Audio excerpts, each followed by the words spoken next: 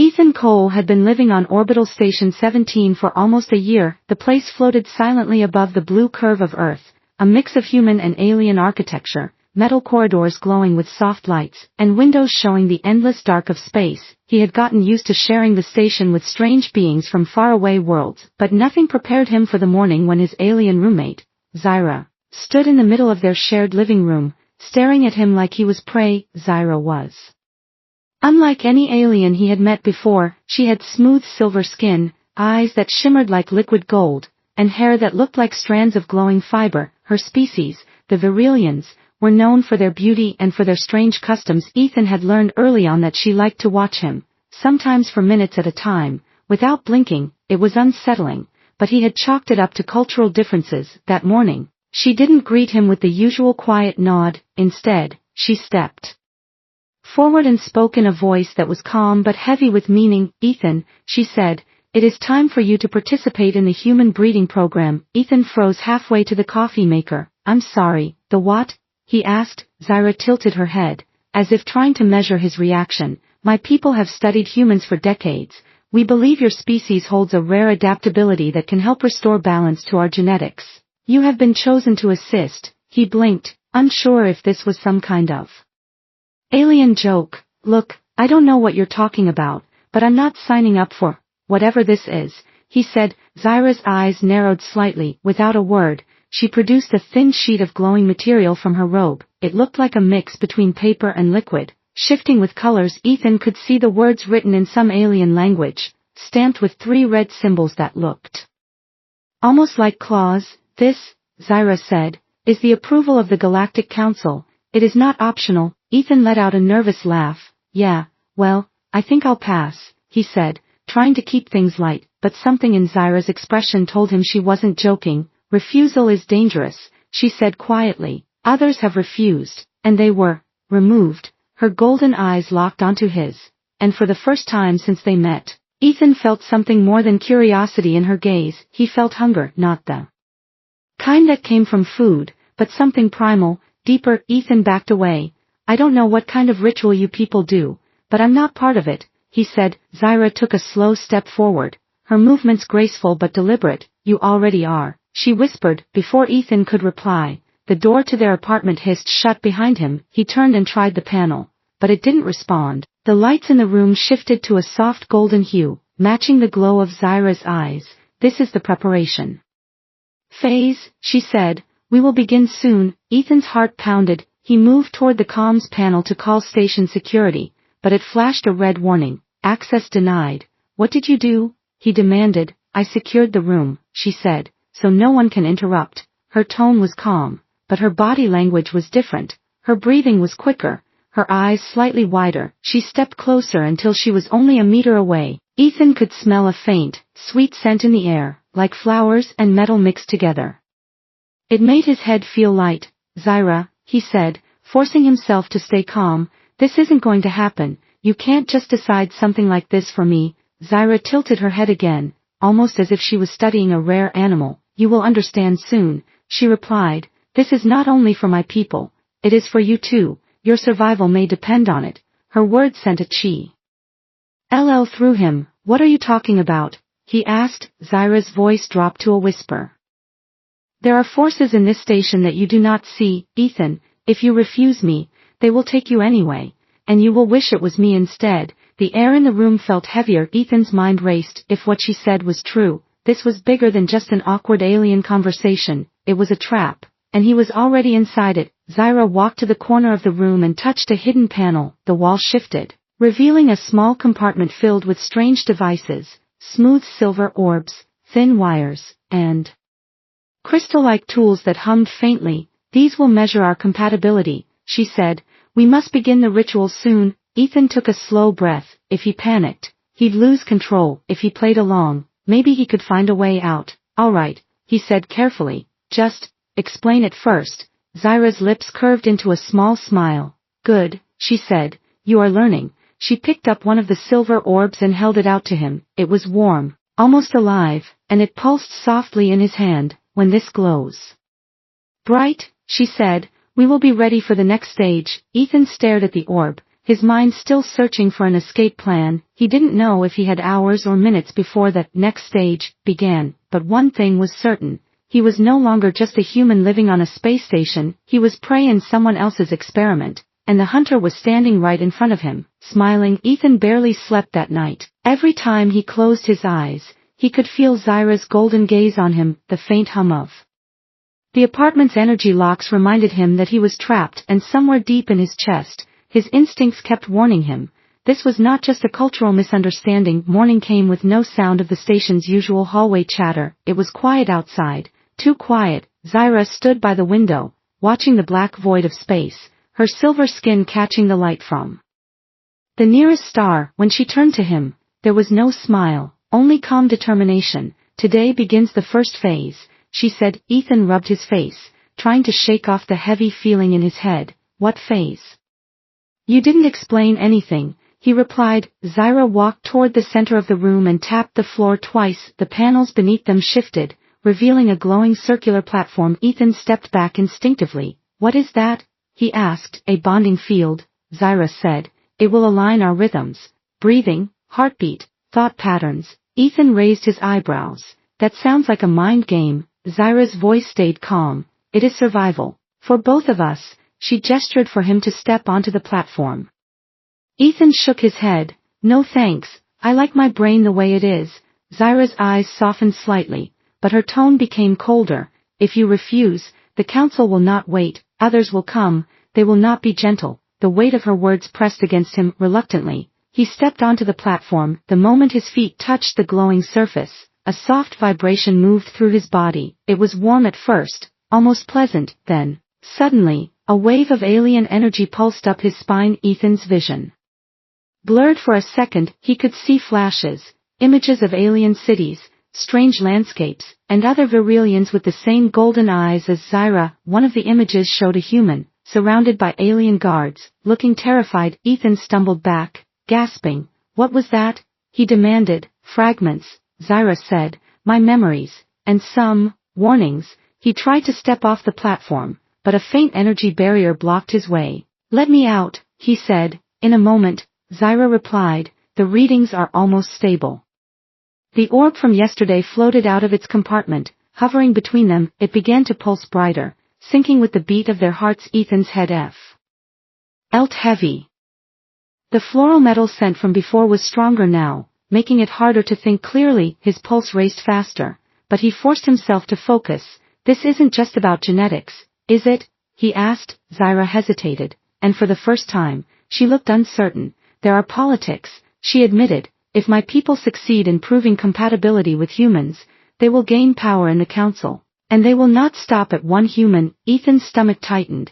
So this is bigger than us, he said. Yes, she answered, but right now, we are the test. The platform's glow faded, and the barrier vanished. Ethan stepped away quickly, rubbing his arms as if shaking off the energy. Before he could say anything else, a low chime echoed from the wall panel. Zyra moved to it, pressing her palm against the surface. A faint hologram of an alien officer appeared, his expression unreadable. Report status, the officer said in a deep voice. Zyra replied in her language, the words flowing like water. Ethan couldn't understand, but he caught the way the officer's gaze shifted to him, studying him as if he were property. When the hologram vanished, Zyra turned back to him. They are monitoring us, she said quietly. They expect progress. Ethan crossed his arms. And if they don't see it? Zyra's golden eyes locked onto his. They will take you away tonight. The silence between them grew heavy. Ethan's mind raced for a plan. He could try to break the door, hack the comms panel, maybe find a human security officer, but every scenario ended with the same image, aliens dragging him down a corridor. Zyra walked toward the compartment of strange devices and pulled out a thin silver band. Wear this, she said. Ethan eyed it warily. What does it do?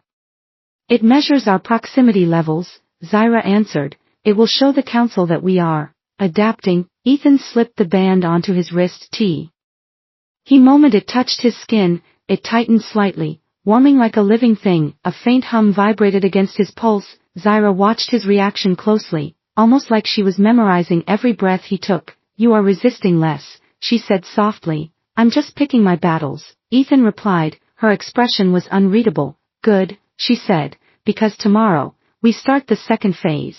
And there is no turning back from that one. Ethan felt his throat tighten. He wanted to ask what the second phase was, but part of him already knew it would push things further than today. Zyra moved back to the window, gazing at the silent stars. The hum of the station filled the room again, but it felt different now. It felt like a countdown, and Ethan had no idea if it was counting down to escape, or to the moment he lost every choice he had left. Ethan woke to the sound of a faint buzzing. At first he thought it was the station's ventilation, but when he opened his eyes, he saw a small floating sphere hovering above him, glowing with faint blue light. It was not one of Zyra's devices. The sphere tilted slightly, scanning him with a narrow beam. A voice whispered directly into his mind, smooth and mechanical, "Do not speak out loud. This is a secure channel." Ethan's pulse jumped. "Who are you?" he thought. "Galactic Council Observer AI, Unit 497, the voice replied. "Your actions are under review. Your refusal to comply will trigger an escalation." Ethan sat up slowly,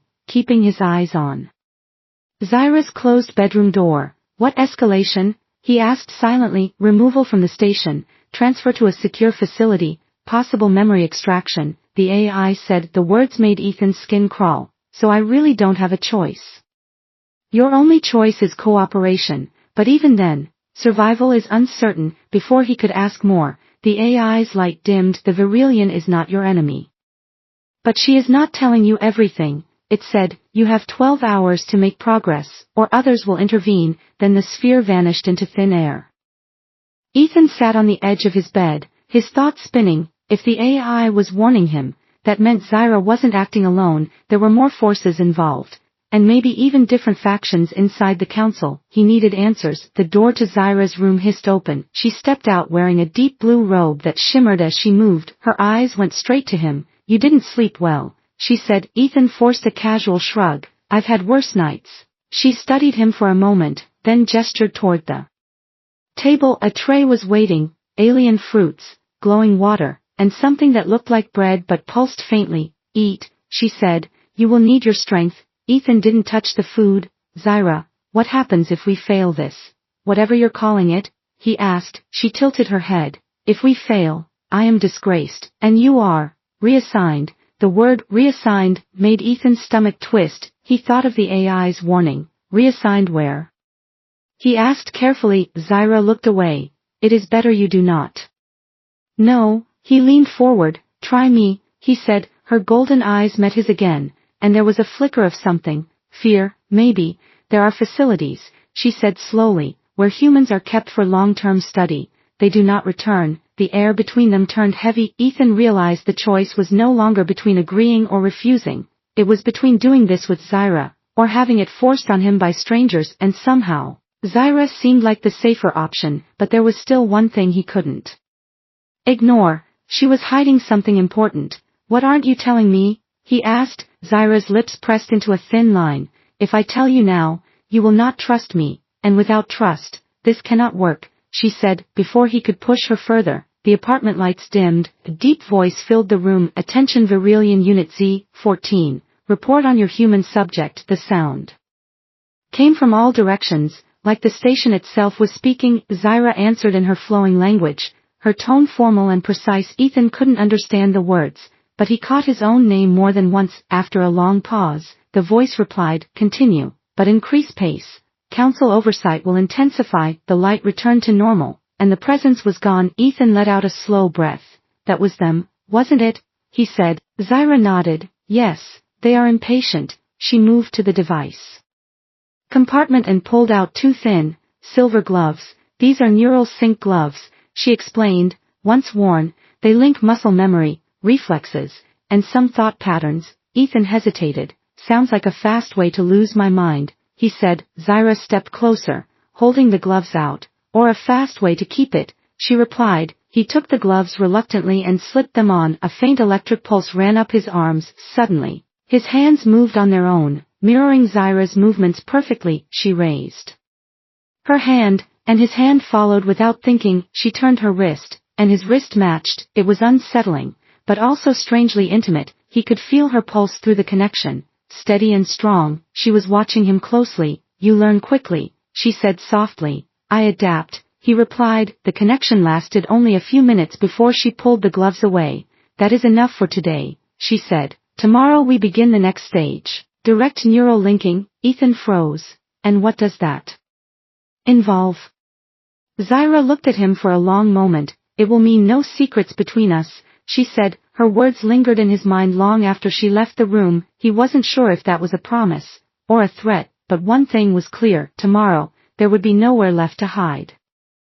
Ethan followed Zyra down a corridor he had never seen before. The walls here were different from the rest of Orbital Station 17. Instead of smooth silver panels, these were covered in organic-looking ridges, like the inside of some enormous creature's shell. A faint pulse of light traveled through them, as if the corridor itself was alive. Zyra walked ahead in silence, her robe trailing softly behind her. Ethan noticed that her movements were slower than usual, deliberate, almost ceremonial. When they reached the end of the corridor, a tall arched door slid open without a sound. Warm air rushed out, carrying a heavy scent of flowers and something metallic. Inside, the chamber was unlike anything Ethan had seen. The walls were lined with towering alien plants, thick green stalks with silver-veined leaves that shimmered as they swayed. Some released floating spores that glowed faintly, drifting like lazy fireflies. The floor was made of a soft, moss-like material that seemed to hum under his feet. At the center of the room stood a raised platform shaped like a wide, flat disc. It was surrounded by a ring of crystal pillars, each filled with swirling light. Above it, strands of luminous vines hung down from the ceiling, moving as though they could sense his presence. What is this place? Ethan asked quietly. Zyra didn't answer immediately. She stepped onto the platform and turned to face him. This is the bonding chamber, she said. It will merge parts of us together. Memory, instinct, perhaps even fate. Ethan frowned. I never agreed to that, he said. You agreed to survive, Zyra replied, her voice calm but unyielding. Before he could argue further, another figure entered through a side passage. The alien was taller than Zyra by at least a head, with skin so pale it was almost translucent. Its eyes were pure black, reflecting the crystal light like pools of oil. It wore armor made from overlapping plates of bone-like material. When it spoke, the sound vibrated in Ethan's chest. I will oversee the Union personally, the alien said. Ethan's instincts screamed at him to run, but the heavy, sweet scent in the air seemed to slow his thoughts. He took a step back, only to feel the moss under his feet shift slightly, almost gripping him in place. Zyra noticed his hesitation and spoke quickly. Do not resist. The chamber reads fear and turns it into resistance. Too much, and it will force you down. The tall alien elder gestured toward a crystal pillar. A beam of light extended from it, forming a narrow bridge toward Ethan. Step forward, the elder commanded. Ethan hesitated. He could feel every muscle in his body tensing, but if he refused, he didn't know what they would do to him here, and he didn't want to find out. He stepped onto the platform, the moss under his feet now warm and vibrating faintly. The crystal pillars brightened, their swirling light speeding up. The floating spores in the air seemed to gather around him, brushing against his skin like warm snowflakes. Somewhere in the back of his mind, he thought he could hear faint whispers, not in English, not in Varillian, but in a language that somehow felt familiar. Zyra reached for his hands, her silver skin cool against his. Close your eyes, she said. Ethan hesitated but obeyed. Immediately, the moss under him shifted, molding itself to his shape. The luminous vines above lowered slightly, brushing the top of his head. A pulse of warmth traveled through him, starting at his fingertips where Zyra's hands held his. Images flashed in his mind, his childhood home, his first flight to the station, and then places he had never seen. Alien cities made of glass towers, oceans with green waves, skies filled with silver-winged creatures. He realized some of the memories were his, but others belonged to Zyra. They were blending, just as she had said. Then the visions changed. He saw dark halls, humans locked in glass cells, machines extracting something glowing from there. Another surge of warmth rushed through him, almost dizzying. The crystal pillars flared bright enough to make the spores glow like tiny suns. Ethan's pulse raced. He wasn't sure if it was fear, the chamber's energy, or something else entirely. All he knew was that he was deeper into this ritual than he had ever intended, and from the look in Zyra's golden eyes, there was no way back now. The chamber's light faded slowly, leaving only the faint glow of the moss under their feet. Ethan's hands were still in Zyra's, but his mind was spinning with the images he had seen. Humans in glass cells, machines draining them, and the cold emptiness of those alien facilities. He could still hear the Elder's deep voice echoing in his head, like a warning he couldn't escape. As the Elder turned to adjust one of the crystal pillars, Zyra's grip on Ethan's hand tightened. Her voice was barely a whisper. "Listen to me. We are not going to finish this ritual the way they want." Ethan's pulse jumped. "What do you mean?" he whispered back. "They want full genetic merging. If we complete it, you'll be marked as a primary donor for the entire human program, and you'll never leave this station again." Ethan felt a cold rush down his spine. "Then why bring me here at all?" Zyra's golden eyes flickered. "I needed to get you inside the chamber to access the Council's private systems. This room is shielded from outside surveillance. It's our only chance." Before Ethan could respond, Zyra released his hands and moved to one of the crystal pillars. She pressed her palm against it, and faint symbols appeared on the surface. The colors shifted in rapid patterns, and Ethan realized she was entering some kind of encrypted code. The Elder's back was still turned, humming in low tones as he adjusted the Moss platform's resonance. "What are you doing?" Ethan asked under his breath. "I'm stalling." Zyra aid. "If I alter the readings, it will look like the process is moving forward, but in reality, it will fail at the final stage." Ethan glanced nervously at the Elder. "And if they notice?" "They will," Zyra said, "but by then, we'll be gone." Her words hit him like a shock. "You're planning to escape," he said quietly. "Yes," she replied, "and you're coming with me." The Elder turned suddenly, his black eyes scanning them both. "Phase 2 begins," he announced. Zyra stepped back from the pillar and returned to Ethan's side, her face perfectly calm, but Ethan noticed her hands tremble slightly as she took his again. The Moss platform began to rise, lifting them a few feet off the ground. The luminous vines above lowered, wrapping loosely around their arms and shoulders. A slow pulse of golden light began to flow between them. To the Elder, it might have looked like the ritual was progressing, but Ethan now knew that Zyra was feeding false data into the system. The chamber's hum deepened, and Ethan felt a wave of heat pass through him. For a moment, he almost forgot where he was. The light, the warmth, Zyra's steady gaze.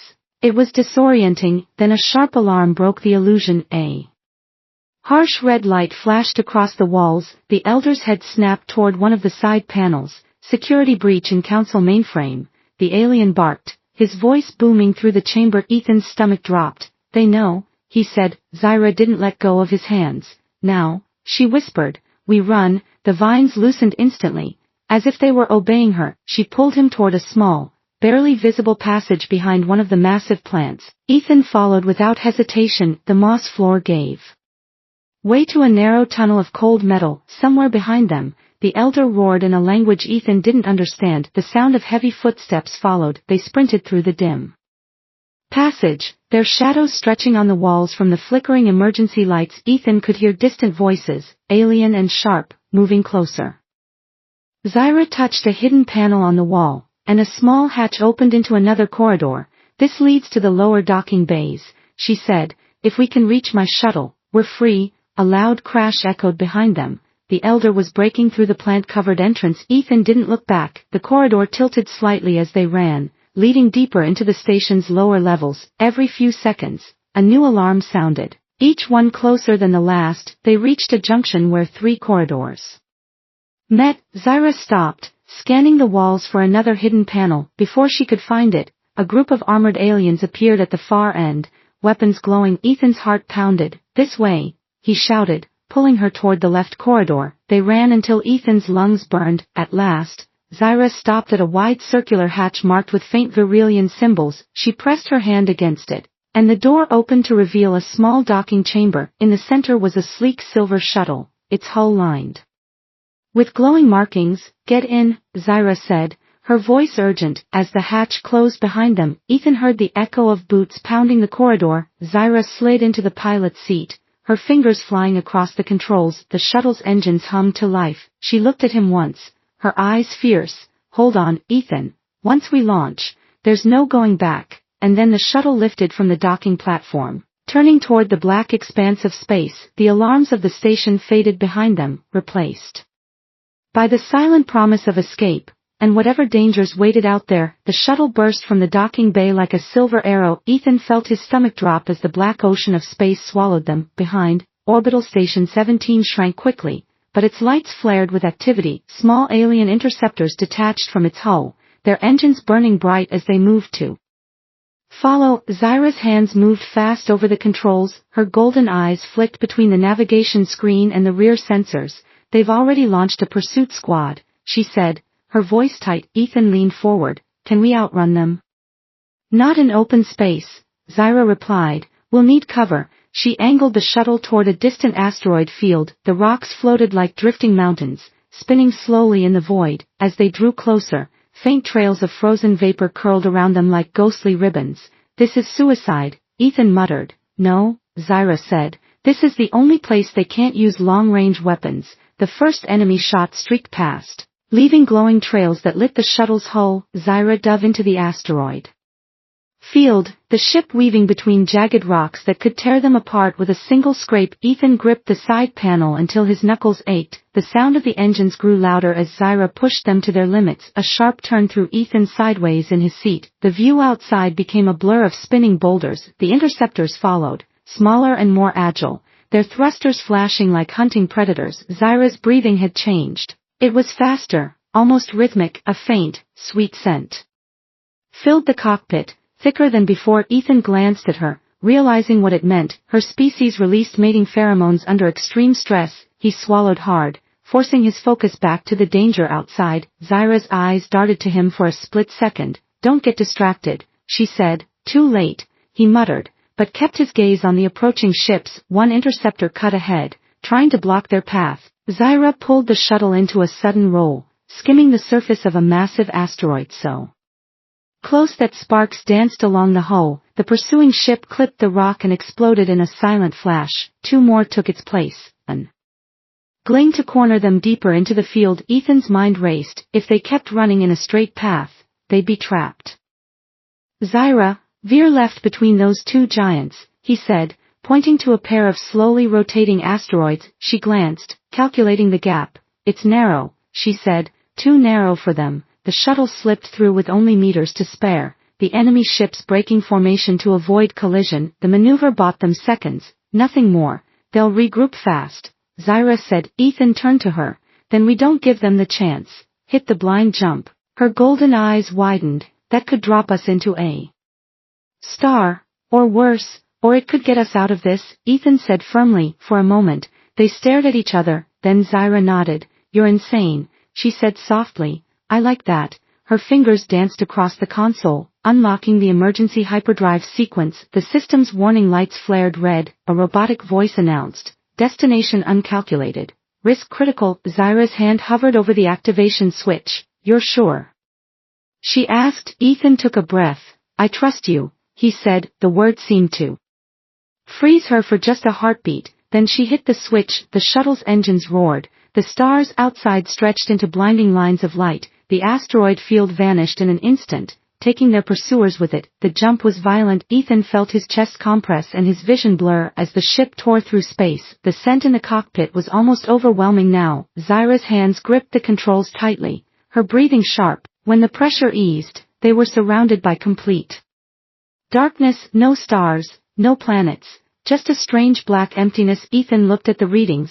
This doesn't look like normal space, he said. It's not, Zyra replied quietly. We've landed in a null sector, no light, no signals, completely off the map. Her voice was calm, but her eyes still held that lingering fire from the chase. For the first time since they'd met, Ethan felt something shift between them. The fear wasn't gone, but it was different now, shared, almost bonded. Zyra glanced at him, a faint smile at the corner of her lips. Rest while you can, she said, because when we find a way out, the entire council will be waiting for us. Outside, the black void seemed to watch them in silence, and somewhere in that emptiness, Ethan knew, their fight was only just beginning. For hours, the shuttle drifted through the black void. No stars, no planets, no signal. The silence was heavy, broken only by the hum of the ship's life support. Ethan sat in the co-pilot's seat, staring at the empty readings. Zyra worked quietly at the controls,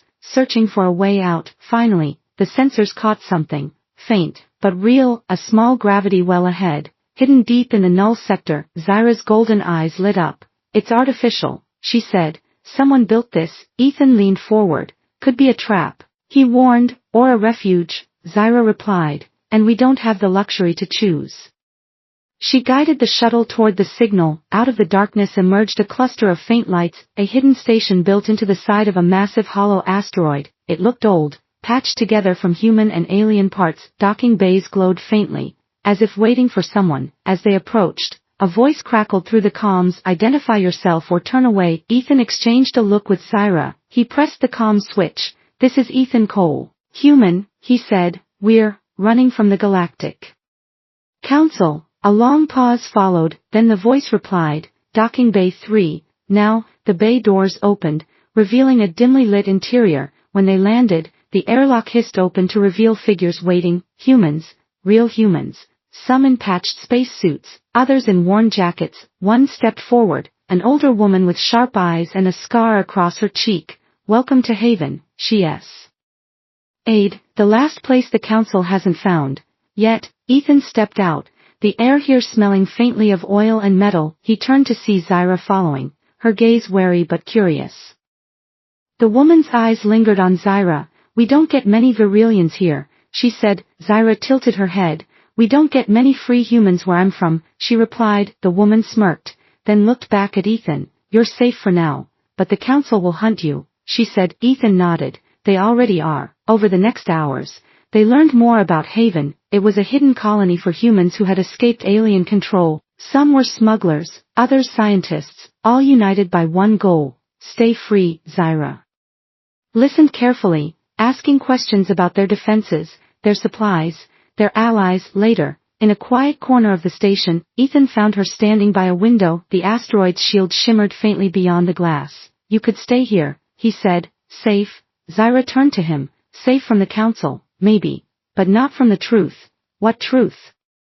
Ethan asked. "That this was never just about you and me," Zyra said. "The council's interest in human breeding is spreading. Other species are watching." Before Ethan could answer, a loud chime echoed through the station. A message was coming in, broadcast on every screen. The image of a tall alien with pale skin and silver eyes appeared. "To the fugitives known as Ethan Cole and Zyra of Virilia," the alien said, "we offer you sanctuary under our protection, in exchange for cooperation." The stations people exchanged uneasy glances. Ethan felt a chill crawl up his spine. "They want the same thing," he whispered. Zyra's jaw tightened. "Yes," she said, "but this time, it's not just my people. It's a galactic game, and humans are the prize." The message ended, leaving only silence. Ethan looked out the window at the black beyond the asteroid's shield. Somewhere out there, fleets were moving, plans were being made. He knew that accepting or refusing would change more than just their fate. It could decide